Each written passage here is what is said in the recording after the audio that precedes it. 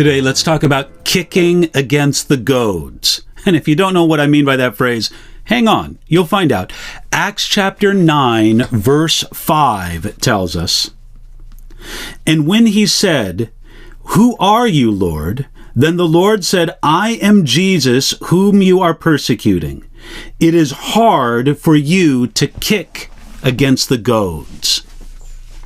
Saul of Tarsus was a rising young rabbi in the Jewish community of the first century. His world radically changed one day as he traveled to Damascus. Not far from the city, Jesus revealed himself to Saul.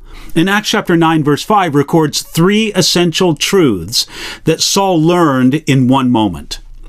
First, Jesus identified himself to Saul when he said, "I am Jesus."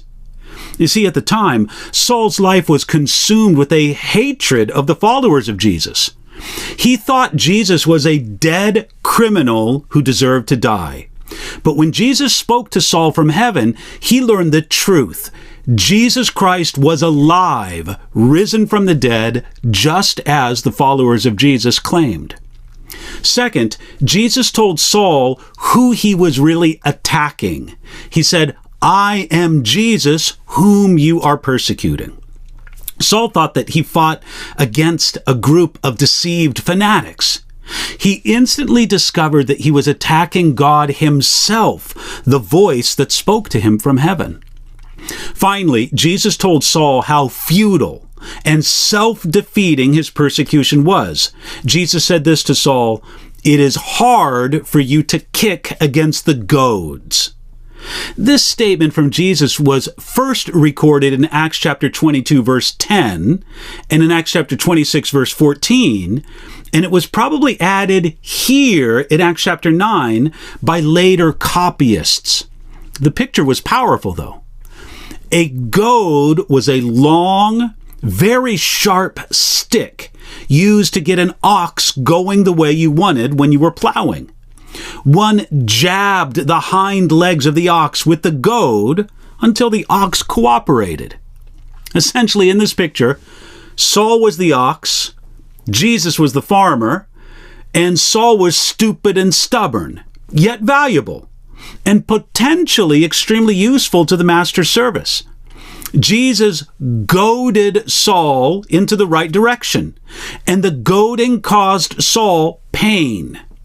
Yet instead of submitting to Jesus, Saul kicked against the goad and only increased his pain.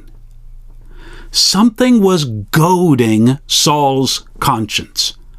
Despite all his outward confidence, there was something bothering him inside. He kicked against it to be sure, but it was still there.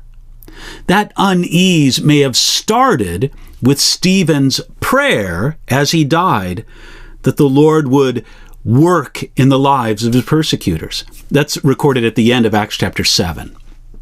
Now, it's not too much to say that if we will ask the two great questions of these verses, "Who are you, Lord, and what do you want me to do?"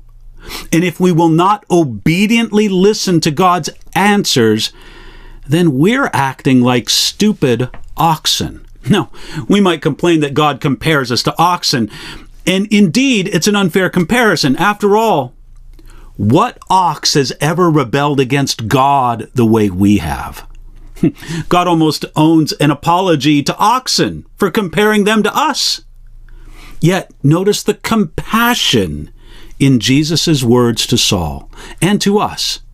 He said to Saul, "It is hard for you." Saul, this rebellious way is a hard path that you have chosen. I've come to show you a better way.